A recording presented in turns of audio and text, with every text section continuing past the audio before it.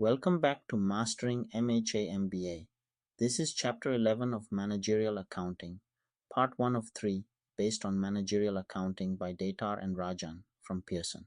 This chapter is about the biggest decisions a company ever makes, the ones that lock up cash for years and cannot easily be undone. Part 1 builds the core tool for those decisions, the one every other method is measured against: net present value. In 2025, Amazon planned to spend roughly $100 billion on capital projects, with Microsoft, Alphabet, and Meta not far behind. Most of it went into AI data centers, buildings, and chips that will not earn their keep for years. These are bets on cash flows nobody can see yet.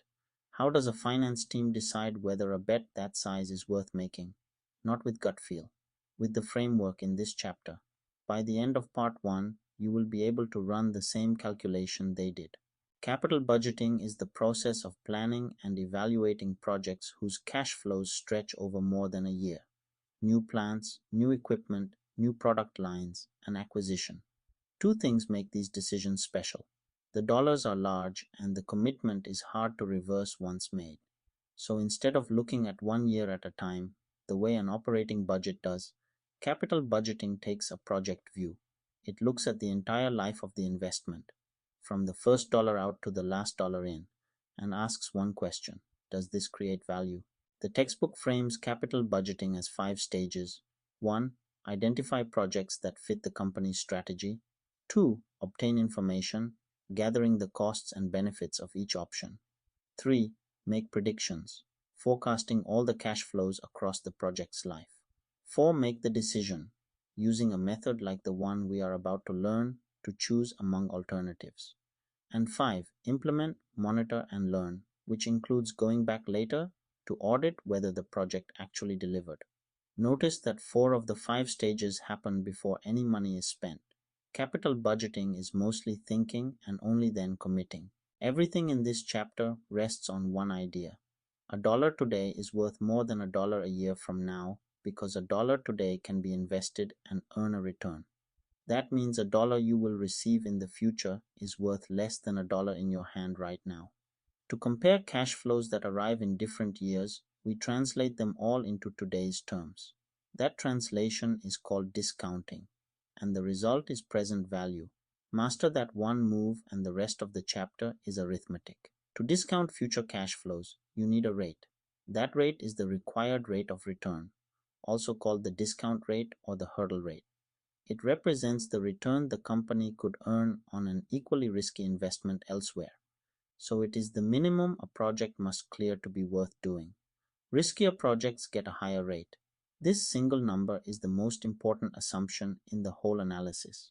And as we will see at the end of this part, it has moved a lot in the real world lately.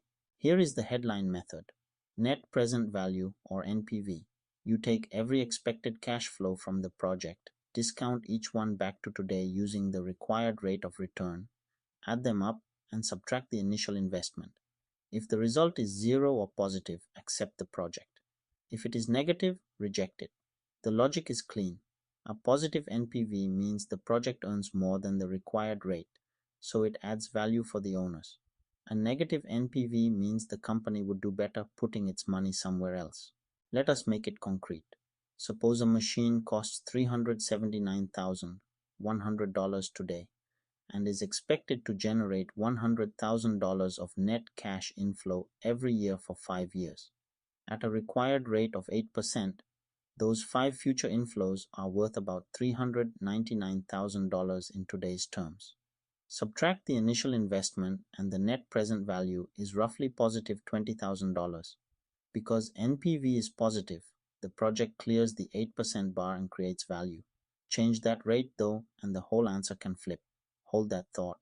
The NPV method itself is timeless. What has changed since the textbook was written is the world it operates in. The discount rate has surged and the size of the bets has exploded. 3 quick updates show what that does to real decisions. Remember, the discount rate is the most important assumption. When central banks raised interest rates in 2022 and 2023, the cost of capital climbed with them. Survey data put the average weighted cost of capital near 8%, And most companies set their hurdle rate even higher than that to build in a safety buffer. Duke's survey of finance chiefs found that around 40% of firms cut back spending plans as a direct result. Why does this matter so much?